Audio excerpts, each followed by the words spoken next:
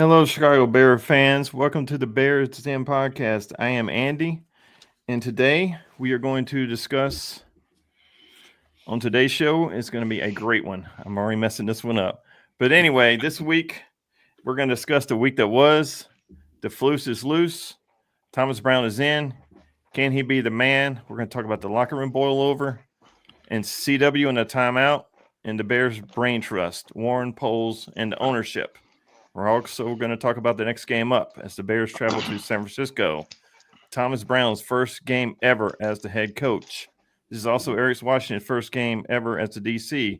And we're going to talk about the matchup itself. And if you guys are watching us, we thank you so much for watching us. We enjoy comments. Please show us some love. You can follow us on X, YouTube, Facebook, TikTok, Instagram. And guys, if you live in the Charlotte area, please join us at Boardwalk Billy's in the university area across the street from the Charlotte 49ers campus. And guys, let me bring out the stars of the show. I got the bad guy, Chicago Clarence, here today, and I got Todd joining us today. So guys, how's your week been? Well, heck, Thursday being Thanksgiving and all, we're just sitting around with the family and watching another Bears debacle. Um, but Friday rolled around and it was very interesting. So it's kind of going to move off of there. Todd, how has your week been? My week's been pretty quiet, pretty good. Got a little snow last night, so that was fun. All the animals and the kids running around playing in that. But it's been a good week. Yeah, I couldn't believe that we woke up to snow this morning. So, guys, let's set the show up here. Here we go. In case you live under a rock and you haven't been paying attention, this man was let go. There were reports that Ryan Poles wanted to let him go following the New England game. McCaskey's wouldn't let him go. So I guess the alternative was to fire Shane Waldron. Fast forward to the debacle. The last 32 seconds of the game, guys, let me ask you something. This man couldn't manage to call a timeout for whatever reason. But he has admitted, and Caleb Williams has admitted, that man, being Matt Eberflus, calls the timeouts. He is the clock manager. He is the game manager, quote unquote. Should Caleb Williams have been the man, been the alpha male, been the leader we expect him to be, he should have just done this. Does anybody think he should have just taken upon his shoulders and just done this? Clarence, I'll let you go first. Should he? I mean, could he have? Yeah, but should he? Should he have done it? Considering that the game was on the line, he absolutely should have. You think about it, how many times have you seen quarterbacks look at the play clock, see that the play clock is running down, and they take a timeout? It happens in college, it happens in the pro, it happens all the time. The quarterback should have the autonomy to call a timeout when things ain't going well. If he can't, he's having trouble setting up the line, if he's having trouble getting people in the right positions and time is running down, he's supposed to have the autonomy to call a timeout and reset. The game was on the line. Mm-hmm. That falls on the quarterback, but more than ever, it falls on the head coach. Because you want to be able to get 2 plays in. And you got 32 seconds and a timeout. You should have been able to get 2 plays in. That is solely on Matt Eberflus. Solely. And the reasoning that he gave for not doing it made absolutely no sense. I also think that it contributed to him getting fired. Because that's how stupid his answer was when the reporters asked him, why didn't he do it? So, to answer your question, yes, Caleb Williams could have. He should have. But it rests solely at the feet of Matt Eberflus, which is why his ass is unemployed. Todd, what do you think of? Yeah, I mean, I was thinking a little bit about that today. I mean, it's got to be second nature to him. As much football as he's played, just to look around the situation and just call the timeout. He has the authority to. I think they'd said earlier that if he sees something, wrong and the way they're coming to the line and in the matchups and things, he has the ability to do it. But he's a rookie, and they drill the stuff in their heads that I guess I don't know. you'd like to think, a year or two down the road, he wouldn't hesitate to do that. But yeah, he should have. So I'm honestly surprised he didn't. As bad as the strength gone with these losing the games at the end. I mean, this was the cherry on top that got him fired. So for sure, I think I'm a little surprised that Caleb didn't just call the timeout. Yeah, I think he should have. Could have, yes. Should have, yeah. I think he should just put the game on his shoulders, and he should have called a timeout. So, guys, after the game, it's been no secret now. The reports have come out from various people. It was one of the ugliest scenes in the locker room. And Jaleb Johnson was supposedly the one that spoke up the most. He was the loudest one. He was the most vocal one. Supposedly, Matt Eberflus, he just left. Apparently, he couldn't take it. And if you wanted to watch the post-game press conference, now you see why it took so long to air, why it took so long for Matt Eberflus to come to that podium. I think that's when he realized he's probably toast. So, guys, I know the answer is going to be no, but Todd, I'll let you go first. Are you surprised that the locker room scene was as ugly as it's being reported post-game Thursday? Been building since the Washington game, and you get veterans, guys that take a lot of pride in this. They make a lot of money. They're established, stars at their position. Somebody like Jalen or DJ or a veteran in the league, and it hits a boiling point, and I'm not surprised at all. And if Flus walked away, he can't handle the pressure in the last minute of the game, and I guess he can't handle the pressure of of coming to the realization that he's lost his locker room. So he walks away, or he doesn't call timeout. He just stands there shell-shocked. Chicago Clarence, I know your answer is going to be no, but were you surprised that this is one of the ugliest locker room scenes? No, I mean, I'm not. No. As Todd said, it's been building since the Washington game. People are frustrated. We are frustrated. People know that a few coaching mishaps and decisions are keeping you from being, my estimation, 8-4 instead of 4-8. Right. We could legitimately say that. So yes, I mean, people get tired of losing. No matter how many millions gets deposited into your account on payday, people gets tired of losing. This is their life. This is their game. And you get tired of going to city, and it's one thing to just go and get your brains kicked in by teams that's far more better than you. But when you're competing against teams, when you're playing against teams you should beat, namely the Arizona Cardinals, namely the New England Patriots, Washington Commanders, they wasn't nothing special. They ain't been anything special since. Yes, they got a winning record, but we had that team dead to rights. Mm-hmm. And let them win that game. So when you see that, when you see the decisions that went into you losing those games, the Green Bay game when you got time on the clock and you don't run another play to get closer to kick a field goal, and you just let the time drip off the clock. I mean, that stuff is ridiculous. So all of that was leading up to that, and kudos to Jalen Johnson for speaking up. But you know what? I heard his interview yesterday. He stood on everything he said. Oh, yeah. Respectfully. He didn't back up not one bit. No. His answers was, I said what I said. I meant what I said. Whoever's going to come in here, they better be about winning. He said, I've been here 5 years and we ain't done nothing but lose, and I'm tired of it. Right. So, hell yeah. I'm glad somebody in that locker room had the guts to stick up, stand up, and say to it. But, it is what it is. We've been saying this the whole year, though. Yeah. We said it was a problem with him. And we've lost. Man, I hope they didn't kick me out. But when we were talking about people, having to go to the coaches and ask for people to be held accountable, we knew then there was a problem with coaching. Yeah, I agree 100%. So, guys, here's Matt Eberflus' statement. If I picked the right one. I'm not going to read it to you. I'm just going to let it up here in case you did not see it yet. What stands out to me the most is he does not thank Kevin Warren at all. And reports are Kevin Warren wanted this man out at the end of the season last year. Supposedly, Ryan Poles wanted him fired post-game New England, and instead they settled on firing Waldron.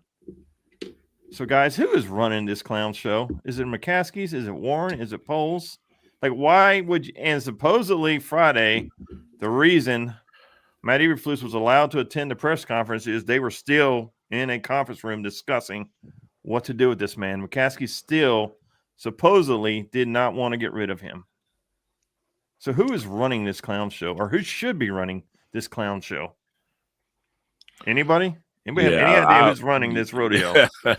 Well, I mean, I think the Poles should be running it. I think the McCaskies, for the most part, are running it. I think when you have to, when you want to make a decision, but then you've got to go get approval for every little thing, you know, or when you agree to take a job and they say, yeah, you can hire a coach, but it's got to be one of these three guys, you know, then that's the person writing the checks, or you know, I mean, that's what it comes down to it all the time. But still, they need to step. They're not.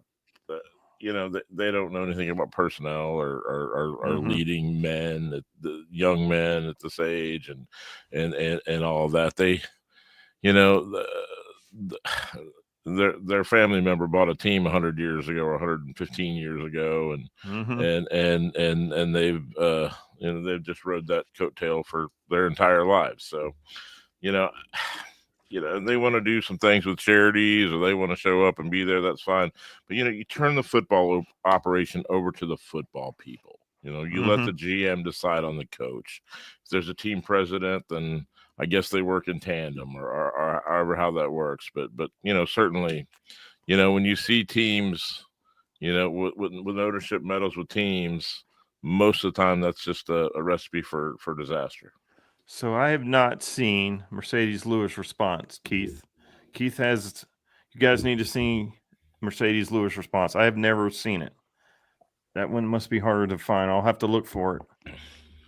So, Clarence, who do you think is running this dog and pony show in Chicago, or who should be running it? Well, the onus is their team. I think that you have your foundation for your values and what you value as a football team. For example, the old lady don't want cheerleaders, you know. So you have the foundation for what you believe in and your hardcore beliefs for how you want your franchise to run. But if you don't know anything about football, then you need to get the hell out of the way. And that is clear. But what really bothers me is they've been doing this for decades, and they still hadn't learned from their mistakes. No, we have not learned from our mistakes.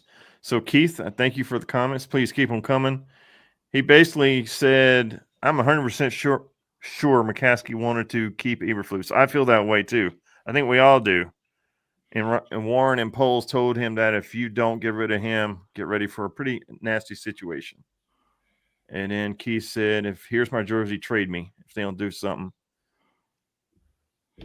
So, guys, with that being said, let me what do you think of David Kaplan's comments here? This is pretty.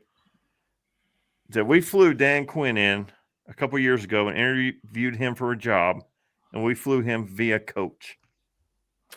We didn't charter a plane. We didn't get a private jet. We brought this man in here via coach.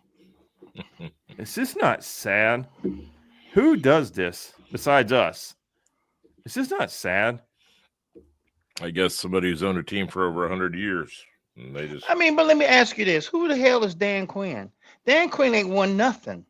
No. He ain't won no Super Bowl. What makes him so special that we got to send a private plane or chartered plane to come get his ass to interview for a job we already knew we wasn't gonna give him? I mean, he ain't nobody. Now, if it's Bill Belichick and they're saying this, I got a problem with it. But Dan Quinn, stop. Quinn won a Super Bowl as a DC in Seattle, right? He wasn't the head coach though. No, DC. Yeah, right. Yeah, you know, you ain't got a head coach. If you're a head coach and you ain't got Super Bowl ships on your resume, don't talk to me that we should have sent a private plane to come pick your ass up. Well, no. I mean, maybe you send him first class. You know, I don't know. Get your ass on the plane and go get flown to a job interview, for God's sake. Right. So, guys, why do you think it took McCaskey's this long to fire this guy? to get on board. They wouldn't get on board after New England. It took them hours to get on board Friday morning. Why? Are they people persons? Are they cheap? Do they care? Do they love people? They look at him as family? Why did it take so long to get on board? Because there were reports that Poles was actually going to fire him after New England. But they settled on letting Waldron go. I guess was the choice. We gave away 2 games. We didn't show up for Arizona, and we let the Patriots beat us at home. He should have been fired. I mean, that's crazy. He shouldn't have been retained after last season. Well, that's exactly right. So, Clarence, why? Why can these guys not reach the conclusion? Why did it take so long to reach this climax? And basically, a fight in the locker room had to happen before they finally made him. Like, why can they not see what everybody else can see that's watching this shit on TV? Yes, you're exactly right, Keith. All of this is on George McCaskey. That's where all of this lies. If he can just get his ass out of the way, sit his ass down, and let people run. You finally went out there and got football people and put them in your office. You got a guy that knows what the hell he's doing and a president. Let him get in there and do his job, because the president really and truly should be conducting all of this. The president should be answering to the owner. The general manager should be answering to the president. Them two alone should have been decided who's going to be the coach and who's not going to be the coach. And it should have been rested to Kevin Warren. Warren goes and makes the case to the ownership of what they want to do and what they not want to do. But at the same time, we had to sit there and get embarrassed on TV, on national TV, when everybody's at home, not working, chilling, watching you do what you did against the Detroit Lions. And it was just another example. And the dominoes finally fell. We had no choice. And then you turn around and in the post game, you got a head coach and one of his captains in a heated exchange on the head coach not doing his job. Yeah. While the president of football operations and the general manager is standing right there in the locker room. If that don't tell you how bad that shit is, I don't know what it is. You can't have that. We already knew they lost the locker room when we watched them go against the Arizona Cardinals. We already knew this. This was just valid, concrete proof on how bad it got. When your head coach is standing in there and he's being called to the carpet about the decisions that he's made that cost you games. Meanwhile, do you know there were players who did not like the way Stevenson was handled when he did that shit in Washington and the punishment that he received? People complained about that, but they had to stay the course. They had to keep their mouth shut. So all this shit's just boiling over. Yeah. And the reason now, in retrospect, that Stevenson deal was so bad is you're holding him accountable, which he should have been, but the coach is not being held accountable for the bullshit he pulled in the Washington game and post-game press conference where he would not take no accountability. G. Walker, our boy from CNG Podcast, says facts. Hire some good people, let them run the team, basically. Let them do their damn job. Right. And then Keith said the coaching salary isn't covered by the cap. So it's out of their pockets, meaning McCaskey's, which is true. Well, I mean, it's paid out of team revenue, and certainly we have positive revenue. So, but even worse, that game, national TV, Thanksgiving, we were as flat as we could be in the first half. They weren't prepared to play. They're never prepared to play coming out of the gate. We were in that, had a chance to win that game against one of the best teams in the league, and didn't even show up for half of the game, and could have easily tied that. And, I mean, it's just a disaster. It's just Chicago Clarence always gets the most love. Guy Walker says cook them. He said you're 100% right. Cook them. Chicago Clarence is always the star of the show. McCaskey Wealth, Keith again. McCaskey Wealth comes from the Bears. Their money doesn't come from a separate business. They are penny pitchers. I agree with that.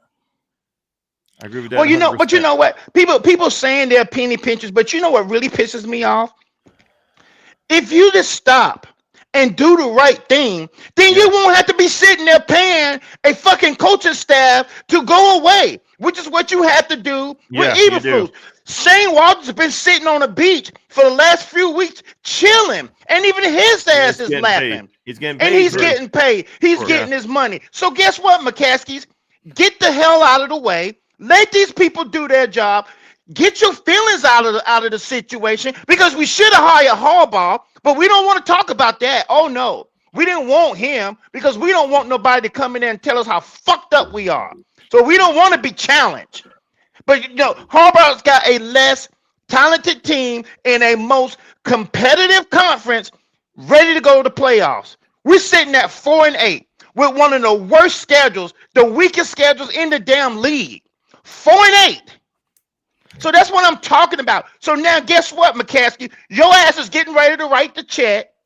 You get ready to write the check. You're going to write the check for Shane Waldron. You're getting ready to write the check for Eberflus to go away. If you don't retain this coaching staff, all of them get their money, and then you got to turn around and you got to hire a whole new staff. You know why? Because you continue to do shit backwards. That's the Chicago Bear way. And meanwhile, we are exercising fan malpractice because we fans are subjected to all this bullshit. How excited were we? It was just a few weeks. Well, I won't say a few weeks ago, but 2 months ago. How excited were we? 3 months ago, we were excited about this because it's finally about to happen. We finally going to get to see what a winning football team looks like. And even this was after the fact that we all wanted Eberflus gone because it was the right decision. But every time we do this shit and every time we do it wrong, it comes back to bite us. I mean, it's the gift that keeps on giving with these stupid ass decisions that they make. 4-8, y'all. 4-8. Hey, if this is a Chicago Bear fan that's not pissed off about that, then you ain't no real fan. Because there's no way that you can sit there and watch them play on Sunday and not lose your damn mind. We got a litany of reasons and excuses and shit watching them lose game after game after game. Eberflus is up there inventing new ways to fuck up. Yeah. You know, Detroit was just the finally thing that boiled over. But damn, y'all. I mean, come on. And then we had to put you in the room and we had to convince you it was time to let this clown go? Really? Your mind wasn't made up Thursday night? Get the fuck out of here, man. Yeah. Keith, man, you're cooking them right along with Chicago Clarence. If they did the right thing, they would spend their money on a top coach. I agree with that 100%. Well, look, always, as my boy Jay said last week, we're always shopping at the Dollar Tree for a head coach.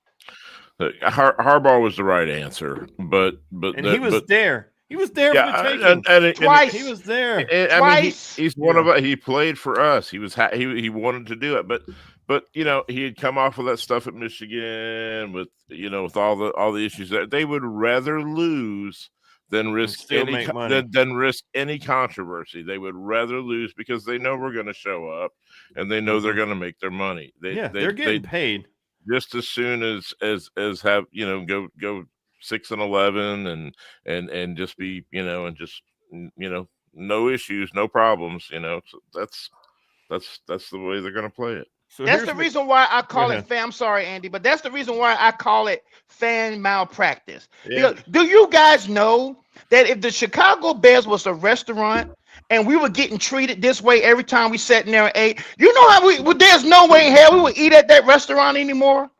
Right now. Right. I mean, just think about it. I mean, it's just like walking in a place and they got a damn E on the damn wall instead of an A. You ain't sitting down there and eating that shit. Right. So here's George McCaskey's statement. I'm not going to read it. So, guys, let me ask you something. If you're a free agent this year or you're a potential head coach, why would you want to join this clown show? Right. Honestly, why? I mean, I know we can still pay you, but why would you want to come here? Honestly, why would anybody want to come here? Wait, hold on. Let me ask you another question. They print money, G. Walker. Yes, they do. Let me ask you another question. He puts a statement out there like that. How you think that makes Thomas Brown and those other coaches feel? We got 5 games. Mm-hmm. Now, I know that you didn't come in there and sit me down and say, hey, we just want you to get us to the finish line. We're going to let you go. I know you didn't tell me that. Thank you, Keith. He's a great show. He's got to run, but thank you, Keith, for the comments. Please come back. Go ahead, Chicago. I I know that you didn't sit down and tell me that you just wanted me to get us to the finish line. You told me that I was going to have an opportunity to get this team on the right track, and then we would talk about getting a shot at being the head coach. Well, why in the hell are you then putting out statements that you have begun a search for another head coach? You're searching for a leader of men. Yeah. When your ass ain't no leader. How the hell you know what one looks like? So Kevin Warren, this is I'm not going to read it, but this is a summary of his statement. He said, and I quote, "This is the most coveted job in the NFL." Lies.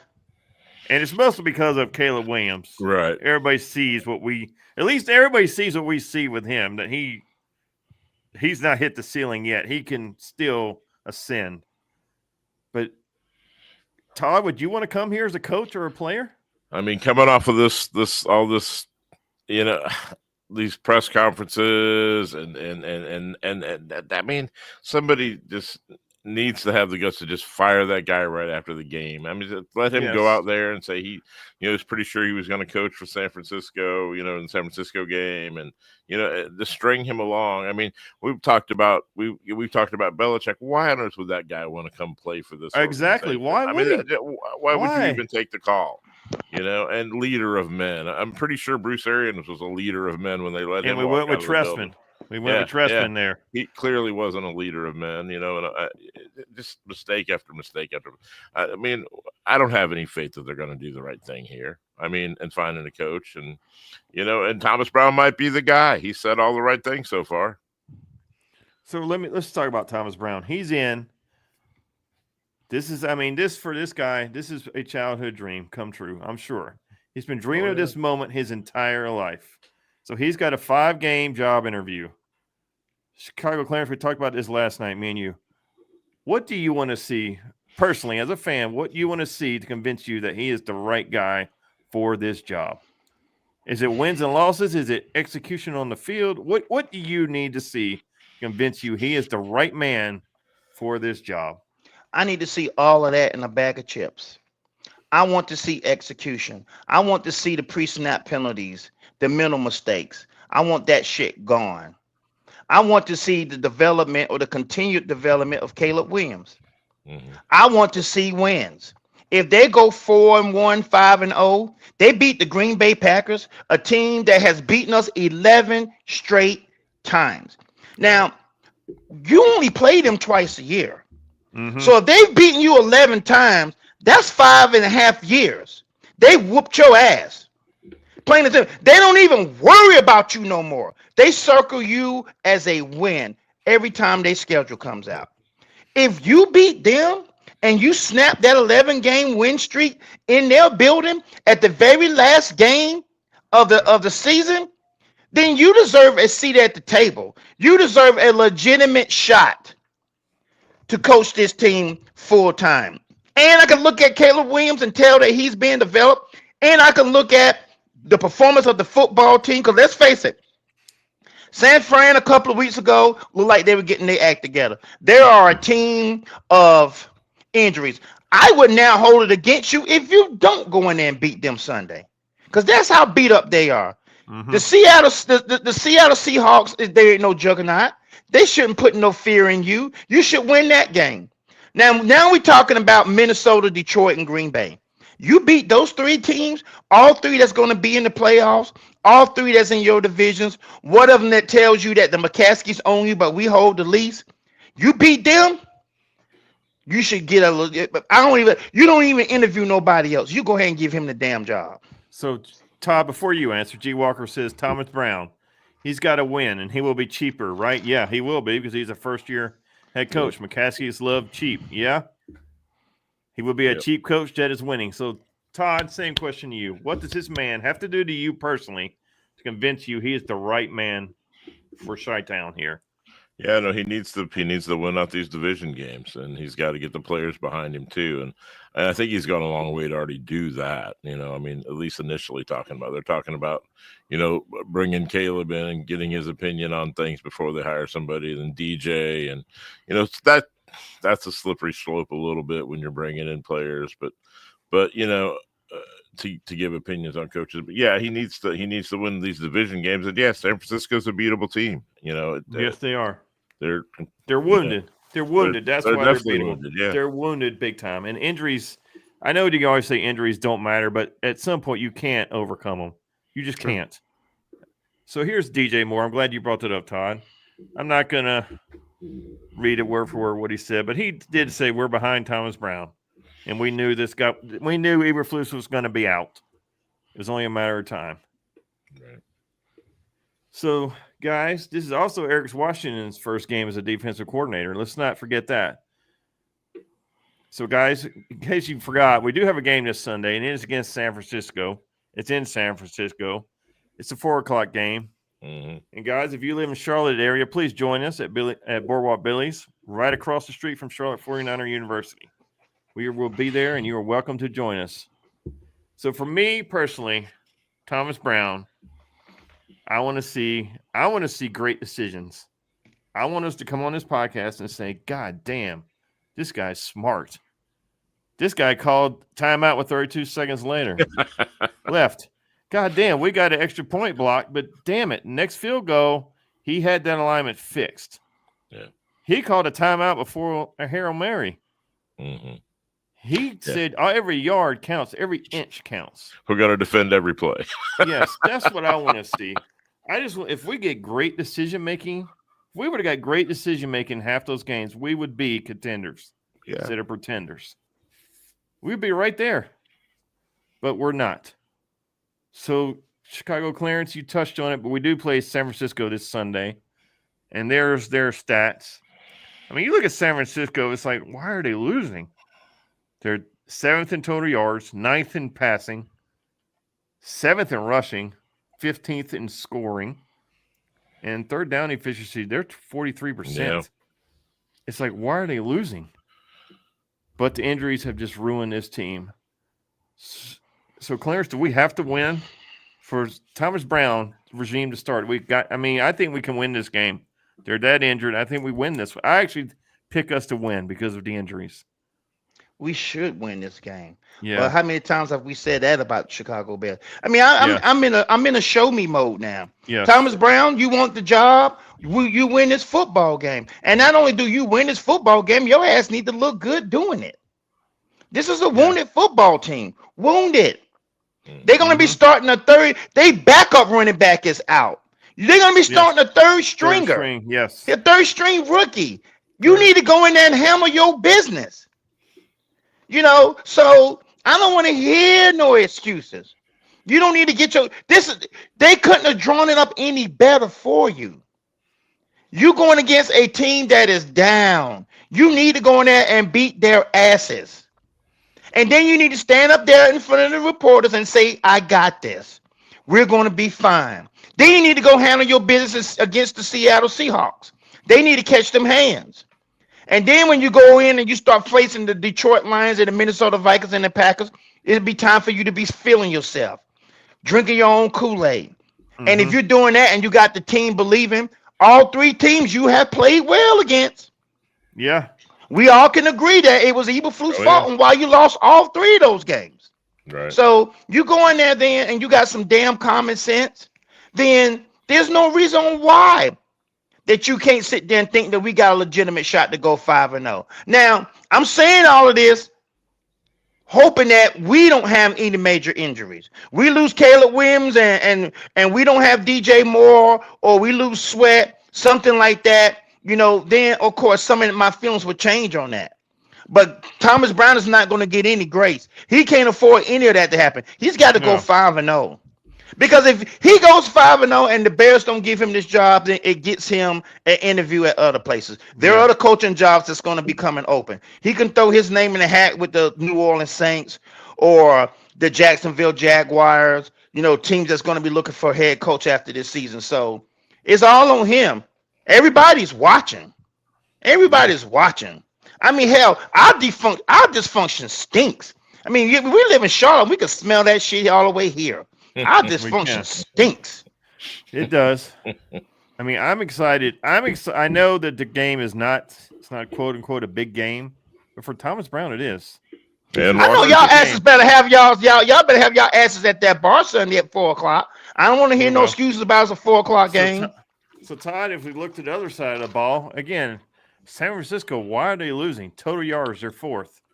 Passing yards, their defense is fourth. Rushing, they're 15th. And then you look at the bottom two lines. They have one of the worst scoring defenses in the league at 26th. And their third down efficiency as a defense is 26th. Yeah. Now you see why they're losing. So, Todd, does Thomas Brown have a chance to get a first W this Sunday? Yeah, I think on the road, across the country. I don't late like that start, part of it. All I don't that like stuff that part weighs of it. against him. But this is his first game, and so some of that needs to outweigh that. They should be fired up to play. They should be ready to play because we haven't been ready. I mean, that's the thing. They need to be prepared to play. So yeah, I think we have a good chance. I mean, there's even talk of Shanahan maybe not making it through the season, maybe having to take a break, been there too long, kind of thing. So I mean, it's pretty bad in San Francisco, right? Not as bad as us, but it's pretty bad. So, but you were asking about Washington. This is what I'm hoping because Flus has been in charge of this defense. I want more pressure. I want to blitz more. We need to take chances. We were so conservative. We don't get the biggest thing. If you can get in a quarterback's face, I don't care who it is. It's going to affect their play, and we haven't done any of that. And we've got to find a way to stop. Bear football is run the ball, get pressure, and stop the run. And we're not doing. We're running the ball a little bit, but we're not stopping the run at all, and we're not getting any pressure. So our ratio since Thomas Brown has taken over, it's almost 2-1. We pass twice as much as we run. CNG podcast said Brock Purdy is a fraud. So Chicago Clarence, as we talk about Aaron Washington, because it's a big game for him. This is his first game as our coach or as our defensive coordinator calling the plays. Do you want to see anything from him? I would like to see more pressure, and I would like to see us just do man defense to give these offenses a better look, a different look. I mean, do you want to see anything in particular from Eric Washington? What do you guys think that you're going to see any different than you saw from Eberflus? He's a Eberflus disciple. He came from the coaching staff and from the Colts. He was a linebackers coach. He was was with Buffalo for the last couple of seasons when he was a defensive line coach. Yeah, well, I mean, I just want more. I don't know. I don't know pressure. I don't know how much more pressure we're going to see. For me, it's the situational times. When it's 3rd and 13, go after them. Yes. That's what I want to see. I don't really have a problem with way Eberflus called defenses. If I was to give him an overall grade, could I pick out some instances where I think he was a flat out idiot? Yes. But for the most part, the defense has kept us in games except for the Arizona Cardinals game. It has. The defense has been solid, but still there's situations when you can blitz. And we just didn't, so we're just determined to get pressure with 4 guys, and it's just not, it's not happening. Listen, if you're going to try to get pressure with 4 guys, then you got to have a stud in the middle. You got to have pass rushers, and our pass rusher is hurt. He's been playing on a flat tire the whole damn year. Right. So, and we know that we didn't put anything on the opposite side of him, and our best defensive lineman is out for the rest of the year. Yeah, so the fact that Eberflus didn't blitz on some of these times is really baffling to me, which is the reason why we will allow Sam Darnold to sit back in the pocket and tear our asses apart, because we want to play zone. That's not going to work. Right. So CNG podcast said we can't have another first half blunder. We're a horrible first half team. Yeah. We're a horrible first quarter team. So guys, he asked us, the first half this year, is this on Caleb or is this on Thomas Brown? And he's also said we can't continue to be only a second half team. It's on both because we can look at it and we can see where Caleb Williams has missed some throws. Let me take you back to the Detroit game when we're driving to try to get into field goal range or score. DJ Moore is running an out pattern, runs across the middle of the field. He's wide open, and Caleb Williams throws it at his feet. He hits him in stride, and it's a touchdown. And Eberflus is still the head coach of the Chicago Bears because we win that game. So there are times when Caleb Williams missed throws. But what I like, What I like is when you can have an offensive or defensive coordinator, things happen to them in the first half and they make adjustments because that's what coaching is. You make adjustments. The ability to be able to make adjustments is very encouraging. How many times have we see Matt Nagy call plays in the first half come and we did the same thing in the second half? We didn't make any damn adjustments. How many times have we cussed the TV out watching them games? Yes. Well, that was the ongoing joke at the table. Of course, we're going to make adjustments at halftime. He was under horrible. Nagy. We've done that now, but under Nagy, we didn't. Yeah. It was set in stone. Whatever they gave a game plan, it was it was in concrete. That was it. Yeah, because Nagy believed that it was magically going to work. It didn't work the first 5 times that I ran it. The 6 is coming. We're going to run it again until it works. I mean, just asinine stuff. So He's gonna be on his little card. It's gonna be you, regardless of whether it didn't work the first 20 times. We're gonna do it 21. Oh yeah, let's put a 5-2 running back on a defensive end and ask him to block him on goal line and see how that works out for us. Yeah. So anyway. So CNG podcast said true. So guys, thank you for the comments. We got quite a bit tonight. We appreciate you guys giving us comments, feedbacks. So we love fan participation. So guys, anything else you want to speak of? Final thoughts? Anything else you want to say before we call it? Well, yeah, I got some final thoughts for you. Tomorrow is the ACC versus the SEC in the basketball. And we got the Alabama Crimson Tide coming to the Ding Dong. They are a ranked basketball team. And like I said last show, Hubert Davis, this is a must-win game for you. I'm saying it nice and slow because people said that I was screaming and yelling and they couldn't understand. I'm going to say it nicely. This is a must-fucking game for you. You got to win this game. You have no quad 1 wins under your belt on your resume right now. If you want to go to the NCAA tournament, you need quad 1 wins. Well, what's a quad 1 win, Clarence? I'm glad you asked. It's a quality win. Because you just can't play the McDonald's University and think that's a quad 1 win. No, you got to beat people. You got a ranked team coming in your crib, filling on your wife's ass, got their feet on your coffee table. They're going in your refrigerator. They are disrespecting you. You got to handle your business. So my expectation is you win this game tomorrow. A couple of points that you might want to tackle. Your help side, weak side defense sucks. You need to get on their asses. How about you start picking up teams full court to get them out of the rhythm because your half court offense and defense is trash. You can't just race people down the fucking court to try to get easy baskets thinking you're going to win basketball games that way. This ain't 1985. It's 2024. We don't play basketball like that no more. Now, I am sick and tired of watching us getting pushed around on the basketball court, Hubert Davis. I am sick and tired of it. Get your shit together. Or do you need me to come down there and help you do it? I'm tired of it. We need to win this game tomorrow. Chicago Clarence is a Tar Heels fan through and through. It doesn't take much to get him fired up about the Tar Heels. Todd, what do you got to say about our Chicago Bears? And we've been on it again. I want to come out of the gate. I want to be competent. I want a game plan. I want them to show I want them to seem like they're alive in the first half. I just that's the first step in winning the first game of 5 or 6 or whatever we've got left that he needs to win. We need to come out of the gate ready to go. So this is just a lost season, and it didn't have to be. It was just ridiculous. So, but anyway, that's what I'm looking for. Yeah. This is a. I gotta keep saying. I just wish that Washington post-game press conference would have been better. I still wonder what could have happened if Matt Eberflus just would have taken the blame on that one. Just hit that podium and said, "My fault. I fucked up. This loss is on me. That's when the wheels came off the wagon. He lost the team, and the season's lost.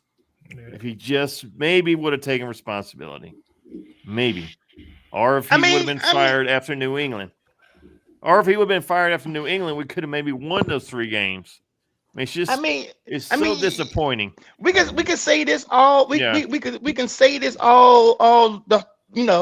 This is the thing for me though. This is the thing. Okay, let me ask you, Chicago. You asked me this last night. Go ahead. I'll ask you what you asked. What is the worst loss this year? Which loss is the worst? The Washington loss, and it's not even close. Todd, what's the worst loss for you this year? I think the Washington loss is the most painful loss. I mean, I've never kicked a stool across the room before, but I think the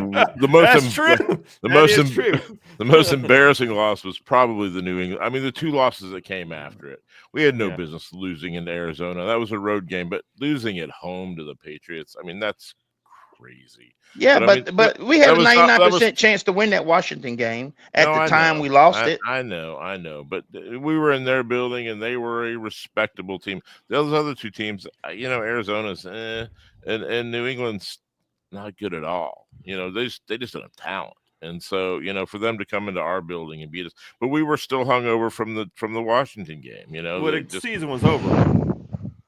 Arizona and New England, it clearly it showed everybody the season was over. Ryan Poles knew the season was over. That's why he tried to fire him post-game New England. And McCaskey's won buy-ins. Keith said, I like Thomas Brown a lot. When it comes to Brown, if he can keep progressing Williams weekly, then he has a legit chance to get that contract. He has a tight end coach as well, and that's big when it comes to schemes to protect Williams. So, guys, let's make a bold prediction. We still got some minutes. We haven't seen Thomas Brown on these sidelines last year. Let's make a bold prediction. We have no clue what this man's going to do. We have no clue. Chicago Clanners, is he our coach next year? Just make a bold prediction right now. Is he our coach next year? No. Todd? No, I don't think so. I mean, I think probably at best he goes 3-2, or probably at best. And no, he's gonna be looking for a job, and I don't have any faith that they're gonna let Poles choose the person. And I don't, like I said, they'd rather play it safe than to. Well, I mean, I'm sorry, brother, but let me just point this out. There is some encouraging things that came out of that press conference yesterday. There is. No, there is. Look, no, I hope he goes 5-0. I'm all for it. Do I think it happens? Probably not. Well, I'm talking about from Warren and Poles. Did you guys not see Ryan Poles sitting up there embarrassed and disheveled? Yeah. He had, you know how it looks like after you just gotten your ass chewed. Yeah. And that's exactly how he looked, because this is on him. Yeah. This is the guy that you hitched your wagon up to. Look where it got us. And then when we sit back and we start looking at the fact that you had to hire Luke, you brought a guy in here that brought in a first-time play caller, something I have beat over the head ever since it happened. First time, Luke Getsy, he gets fired. Luke Getsy goes someplace else and has been fired from that place. He's sitting at home getting 2 different paychecks right now. Right. Yeah. Then you go out there and Kingsbury applied for this job that you gave to Shane Waldron, and we look how well I know Daniels is playing in that offense that he had. And we sitting up there wondering what would have happened had we had a viable guy calling our plays. Right. What if Ryan Poles was in on those meetings and in on those interviews, what the fuck are you looking for? Mm-hmm. What's the qualifications to be able to run an NFL offense with a rookie quarterback? You get people who know who's done it before. Sean Waldron or Luke Getsy had. Never. You're going to get Shane Waldron gets the job because Geno Smith is the litmus test? Really? Because you feel like he got his career back on track? I mean, last I checked, the Seahawks didn't win the Super Bowl last year. So I don't even know what this big ass compliment he's getting for resurrecting Geno Smith's career, because Geno Smith wasn't that fucking terrible. He was decent. He's decent now. So Yeah. that's what I'm talking about. What are we looking for? What are we trying to achieve on the football field? You know, we need to try to look like an NFL offense. That's what we need to see these last 5 games. We need to see competency on the field. We need to see less false starts. Yeah. Cole that's big. Kmet got called for 2 pick plays Sunday. I know. Thomas Brown calling the plays. Mm-hmm. Why didn't you chew his ass out after the first time? He does the shit 2 plays later. That's what I'm talking about. Yeah. Same drive, y'all. Same drive. He gets called for the same thing 2 plays later. That doesn't happen in these head coaches' tenure that's calling these plays that knows what the hell they're doing. That's not happening with John Harbaugh. That's not even happening with what's his name LaFleur in Green Bay. Right. Their players don't make these kind of decisions, these kind of mistakes. That's what we need to drill down on. Yeah. Competency. Yeah. Know your job and do your job. And in my last rant, you know, Hubert Davis wanted to go to a 3-guard lineup. It was your decision to go to a 3-guard lineup because you couldn't get a 6'10" guy there in the center time. And it's killing us on the board. We can't fucking rebound because you wanted to go to a 3-guard lineup and all of them are shooting threes and can't throw the ball in the fucking ocean. I'm just saying. I mean, that's a pretty big basketball program. You think they could recruit? I mean, good damn. I mean, you know. Don't. I digress. All right, man. I digress. So, Alan Kennedy said 3 penalties, and Tevin had 2 penalties. Yeah, well, Tevin's probably going to be looking for a job in a few weeks. He played. He's talking about Roshan. Is Roshan playing Sunday, or is he still in protocol? Oh, I don't know. I haven't heard. I have You not guys know heard anything? either. I haven't heard. Alan Kennedy told again, Chicago Clearance steals the show. He told Chicago Clearance to keep preaching. Chicago Clearance, you're on you still. I mean, I know Chicago Clearance when we did this show, he was going to be the star. I knew that. He's got radio experience. I knew he was going to be the showstopper. We all knew this. Get his daughter on the show. It'll be. Oh God. Oh. I can't believe that man says, "That ain't my daughter. She don't get it from me." I don't know where she gets that shit. I don't know where she gets that shit from. My daddy said you got one job to do. Kick that ball. Yeah. Kick that ball. Kick that ball between that goalpost. One job. Mm-hmm. I'll never forget the time we were in the restaurant. We were watching fantasy. And she was losing or about to lose to somebody. And the player she needed to stop got the ball, and he's streaking down the field, and she runs up to the TV. You thought she was literally going to tackle him. Remember that? Yes, Clarence does.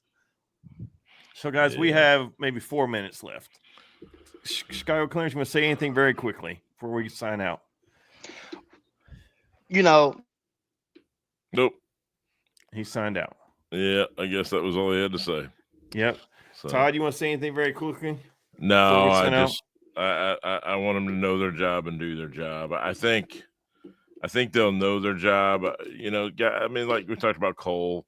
You know, he'll do something stupid every game, but he'll usually make a big play up to kind of make it up. You know, you see that a lot. But I just be prepared. Let's go out there and look like we're a professional football team. That's it. I just want to say, Thomas Brown, this is the first day of the rest of your life. I'm sure you've been dreaming about this since you were a kid. Let's go out there and own it. Yeah. Make the decision to fire you or not retain you. Make it hard. Yeah. Make it hard. Make them have to think about it and talk about it for hours and hours. Make it hard. He sees all the list of the potential coaches, so he knows the score. And Keith is picking the Bears to win 38-17. Yeah. That's Keith, I'm with you. I think we can win this game. And I hope we win this game because 49ers are seriously wounded. They're seriously wounded with injuries. Yeah. So with that, all right, Todd, on behalf of Todd and behalf of Chicago Clearance, thank you for watching. Thank you for comments. Until next time, bear down. Go Bears. And locker room push for Brown, Keith said before we signed out. All right, guys. Until next time, thank you for watching. Thank you for comments, and bear down.